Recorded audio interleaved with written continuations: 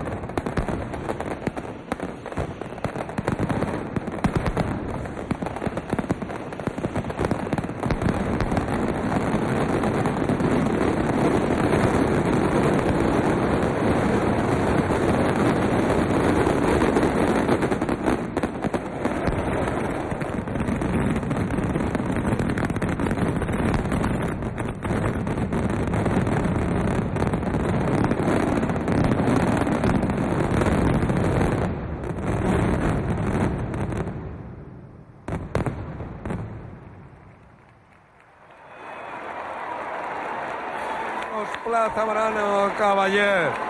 Espectacular el terratrèmol final i la gent vibrant, la gent que s'acosta al recinte de la pirotècnia per a felicitar a tot l'equip de la pirotècnia Zamorano Cavaller. La gent vibrant, com segur que demà també així des del balcó vibrarà el president del Partit Popular, Mariano Rajoy, acompanyat del president de la Comunitat Autònoma de Múrcia, Ramon Luis Valcarce, i el president de la Generalitat Valenciana, Francesc Camp, al costat, per suport sempre, de l'alcaldessa de la ciutat, Rita Barberà, i les Falleres Major de València, de Victòria.